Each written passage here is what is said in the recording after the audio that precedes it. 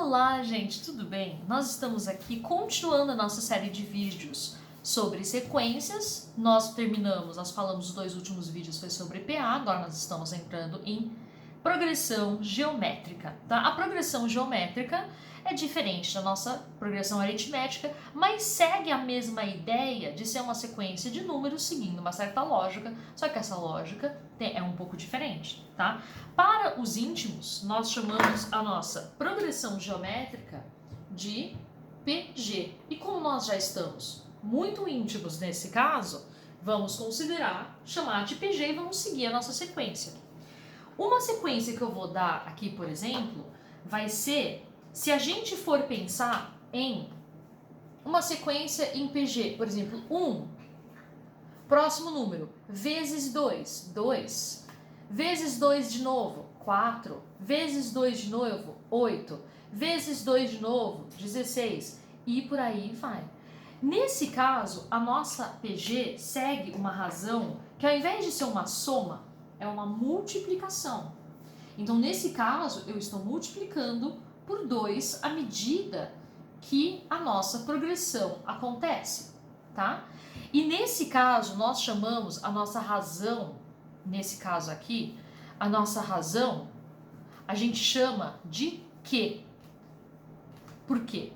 Porque tem a ver com a palavra quociente, tá bom? Então, já que nós estamos falando sobre essa sequência, eu vou reescrever para a gente entender como que a gente faz para chegar no termo geral, tá? Então, se eu for seguir, primeiro, que o nosso A1 é igual a 1, A2, A3, A4. Vamos escrever os primeiros 4.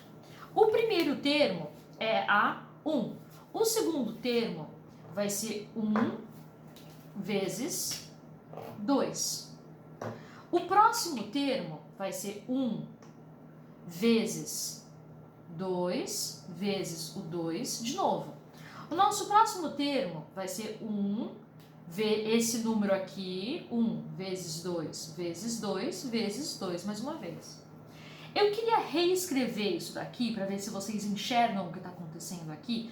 Você consegue enxergar 1 vezes 2 é o 4. 1 vezes 2, que é o meu 4, vezes 2, 8. Desculpa. 1 vezes 2, 2. 2 vezes 1, 4. 4 vezes 2, 8. Tá? Eu queria só chamar a atenção de vocês para reescrever isso daqui. O quarto termo é 1 vezes 2 ao cubo, porque eram 2 vezes 2, 3 vezes. O 2 vezes 2 é a mesma coisa que 2 ao quadrado. Então, aqui é o 3. 2 sozinho é a mesma coisa que 2 elevado a 1, né?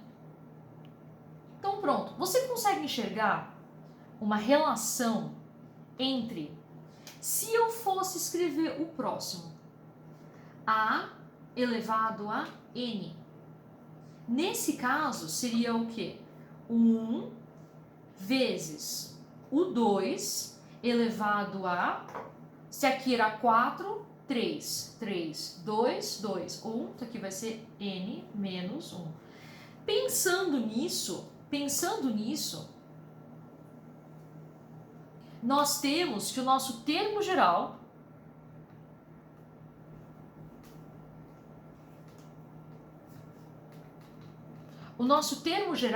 é a mesma coisa que o quê? A elevado a N é igual a A1 vezes a razão elevado a Q menos 1. Isso ficou claro? Eu espero que tenha ficado claro. Porque é assim que a gente chega no nosso termo geral de uma progressão geométrica. Isso é muito importante, tá? A gente entender a lógica. A lógica é exatamente a mesma da nossa PA. A única diferença, agora nós estamos trabalhando com multiplicações ao invés de trabalhar com somas, tá? Pensando nisso, vamos fazer um exercício sobre isso, para a gente aplicar isso num exercício numérico. Então, por exemplo, aqui eu tenho, numa PG, o quarto termo é igual a 24. O primeiro termo é igual a 3. Então nós temos A4 é igual a 24. A1 é igual a 3. Determine. Primeiro eu quero a razão da PG. A primeira coisa, eu quero achar o valor de Q. A primeira coisa que eu faria é sempre, antes de escrever isso, eu quero achar o valor de Q primeiro. E depois eu quero achar o A8. Tá? O que eu faria primeiro, a primeira coisa que eu faria é reescrever sempre. A primeira coisa que você vai fazer é escrever o termo geral.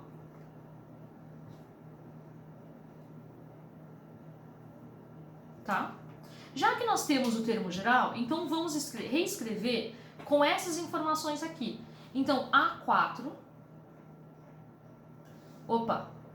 é igual a A1 vezes o Q elevado a 4 menos 1, que é 3. Vamos reescrever isso daqui, então.